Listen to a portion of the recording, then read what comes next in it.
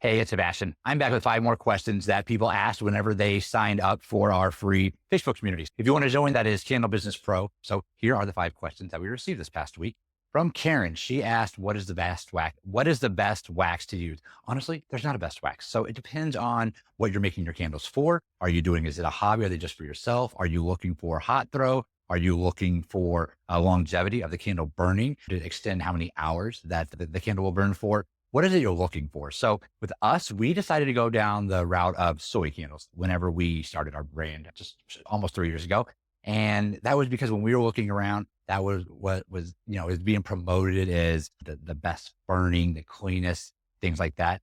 We don't really get into this is better than that. There's a lot of great marketing out there. So we don't get into what truly is cleaner or better. We just go off of what is in the now, what is selling well now in the market as a whole. And soy just does really well. So the downside is it's not going to give you the throw that some of the other waxes will. So we use soy wax, and that's just a personal preference for us. When customers do buy from us, they're in our shop and they ask us, hey, what kind of wax do you use? And when we say that they're soy, they're happy with that. They're like, oh, good, I like clean burning. So we haven't fed them that information. That's the information that they have, whether that's marketing, that's their own research or whatnot. They're looking for a soy candle. We have soy candles. We make a sell. So that is the route that we've always gone. So with that said, we have started playing around with some other waxes for different reasons. So we now, we have a line of candles that we call our Aura candles, or our Aurora candles, I should say. And that is coconut soy, and it burns. The synthro is incredible. It's night and day from our soy wax. Again, we'll probably never get away from the soy necessarily, but the coconut soy does really well for us, and it smells fantastic. The thing is, it's more expensive. And so we market it as more of an elevated candle. They're hanging up Christmas lights outside of the shop right now. If you see some people walking by. So the coconut soy just burns. The throw on it, it's fantastic. So I highly recommend that if you're going for just a fantastic scent throw. It is significantly more than what a soy candle is going to be, but you can get a good burn out of soy. I mean, we've been in business for 2.5 years and we've sold thousands and thousands of soy candles. You have to think about your whole approach to your business, and our business is, we've got to get our cost of goods down as low as possible. That's why we're in soy, but the cost of coconut wax seems to be coming down. So that might be something to explore as well. We haven't gone down the route of checking out any of those other waxes. I know there's like apricot, there's olive oil, there's a bunch of different waxes out on the market. I know that soy's not going anywhere. And there's also paraffin, obviously paraffin wax out there. That's not going anywhere. Soy's not going anywhere. And I'm pretty confident that coconut soy is not going anywhere. It's pretty widestream now. So I would definitely recommend going with one of those 3. Going down the route of those kind of more designer waxes, I'm just always worried that what if I set up an entire business around that wax and then it's discontinued and there's nowhere else to get it? Then kind of out of luck, you got to start all over again. It would be a nightmare for us to have to go and retest every single variation of all of our candles. It just would be horrible. So that's where we are. So it's up to you. Who's your customer? How much can you afford to make in your cost of goods being at? And who are you selling it to and how much are they going to spend? So that's really what it is. Rita asked, how do I get into white labeling? Okay. So first of all, we got to know the difference between white labeling and private labeling. So private label is when I'm working with a retailer that's going to carry my brand or carry my candles that I'm making, not my brand. They're going to carry my candles, and I am working with them on a custom blend, a vessel, everything at their choice. So it's really working with your retailer or partner to come up with the exact candle that they want. So there's a lot of time and effort that goes into that. And then they are selling it under their brand. So we do this for several women's boutiques. So we made relationships with them, and now we private label them. So they have our candle. We'll make a candle for them if they want a box, if they don't want a box, and then we'll put their branding on it if they want that. And then the only thing that has any trace of us on it is where it would be say that it's where it's manufactured by, because we got to legally have that on there. Now, white labeling is when we have a product that is basically all the way made. So this is a lavender candle in this vessel, and this brand wants to just stick their label on it, and they want to put their branding on it and sell it. We're not going back and forth with customizing it. We're not picking out different vessels. If you get into that, they're almost the same, but they are different. So white labeling is this much work and private labeling is that much work. And so, but there's also a pricing difference in that as well, because white labeling is is tough about that is you can just go on to Etsy or eBay or Amazon and I can buy 100 lavender candles for $500, right? Like $5 a pop or something ridiculously low because they're just mass produced. Doesn't mean it's a bad candle. It's just they're mass produced. And then someone's going to buy that. They're going to stick their label on it and sell it. So that's a business that I haven't tried to go down. We have had some private labeling work where people love our candle exactly how it is. And then we're going to put their branding on it, but it's still, they had choices, right? They didn't have to pick that. They had choices. So that's the difference between white labeling and private labeling. We haven't tried to like mass sell blank candles with nothing on it. That's just not something that we would do. I don't think we'd ever be able to get our costs down to where people would want to buy ours over others. If you hop onto eBay, just type in like bulk candles and you'll see like you can buy this candle for $5 on there. And it's like, well, then, how much was that to make? All that stuff. So it's got to be super mass produced. So that would be tough to get into. And if you're asking about how to get into white labeling, you might not be to a position where you've got all of your systems in place to be able to quite do that. Maybe go down the private labeling route if you're wanting to not necessarily have a storefront out there or a forward facing business in a certain area, or if you're trying to break into a new market, always go down the private labeling. That's how we kind of get it. We offer that whenever we are approaching customers do wholesale with. We say, hey, if you don't want this candle, we can actually make you a candle. And then that brings in business as well. So next question is from Hannah.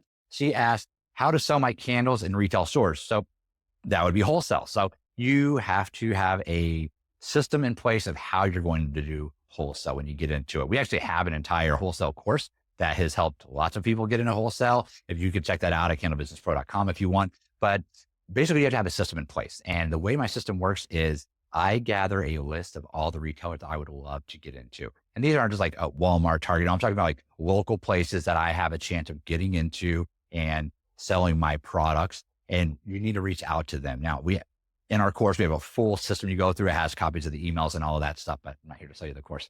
But what you need to do is find your demographic. Who are you? Who's your target? Who are you going after? What stores are you trying to get into?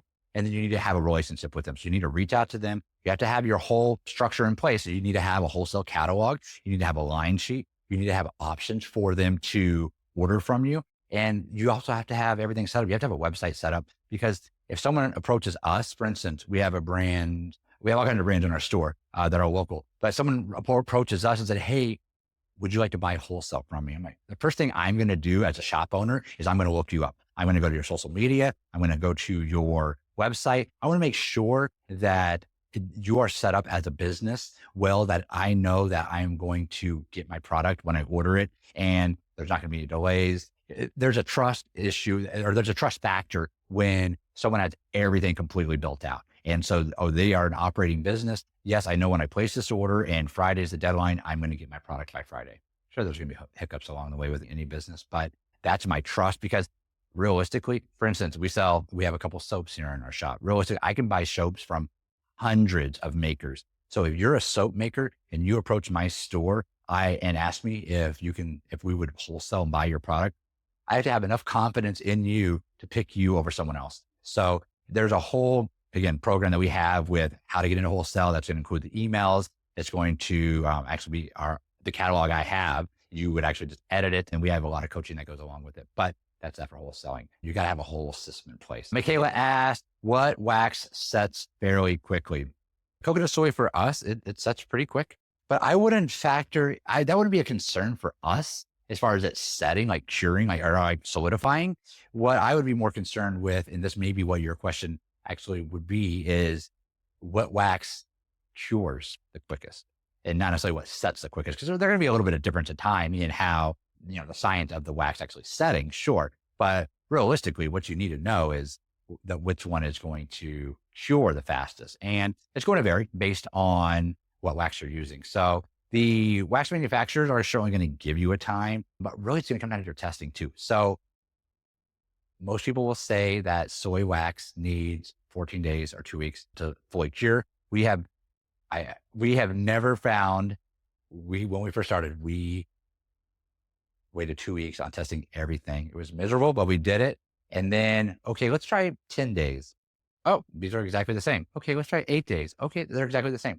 We got down to 5 days. So 5 days is what we cure our wax that says it needs 2 weeks. After 5 days, there's only one candle that we thought there might be a slight difference in the hot throw. It's a mint eucalyptus verbatim candle that we have. We call it Peace of Mind. And that's the only one that we have found not even a significant, but a slight difference in the burn hot throw. And that could have just been that test, but we've been confident with everything else across the board that we sell. So we wait 5 days. Coconut soy, we wait 3 days. We only wait 3 days for that before we are confident with selling that. So every wax can be a little different. Paraffin, I'm not really sure. I think paraffin, it's like 24 hours or 48 hours or something. It's very quick. So, look at the manufacturer, but ultimately do your own testing, because that's really what's going to get you the understanding of the cure time and understanding why certain waxes are going to be longer periods and what is shorter. So you got to do testing for that. And lastly, we have Tammy asked how to blend scents and know it goes well together. Well, it's just play around with it. So with us, we do a empty vessel with a lid and Q-tips, and we'll put 2 drops on this one and 2 drops on that one, put it in the lid for 5 minutes, take it off, smell it. Oh, it smells great. Perfect. We've got a blend. Take it off. Oh, it doesn't smell good at all. Oh, it needs more lavender. Oh, it needs more mint. Oh, it needs more of this. And then we just do it kind of drop by drop. And then once we have that blend that we want, then it's like, okay, so that was 8 drops of this. That was 4 drops of that. That means that we need twice as much of this as that. And then you do the formulas that way. So it's really that's where that's where we had fun. That's how we got into it, by having fun. Chad blends all of our scents besides the duo collection that I did. He does everything else. And for instance, our oak and leather candle, our oak and leather candle this month seems simple, but it actually is one of the private label options that we had for a women's boutique here in town. And they went with another one. And we did this for like 4 months. We were putting this together for them. Chad was not, I didn't get involved in it. Chad was putting it all together. And this is the second choice. I absolutely love it. It is my favorite. So this is candle of the month. I'm totally getting off topic here. We do a candle of the month every month. So on the first of every month, we have a subscription where we send out that candle to everyone that is on our list, our subscribers. And that is our candle of the month for this month. And it is my favorite of the year. It's fantastic. Maybe because it's warm, it's cozy, but it's 5 different oils. So I wouldn't recommend when you're starting out to do anything like that. I would recommend Chad not ever do 5 oils again, just because that's probably why it took them so long to come up with this scent, but it smells fantastic. So actually, people that are in our All Access Pass membership got that recipe. I'm not sure if any of them have made it yet because we just released it to them, but I love that candle.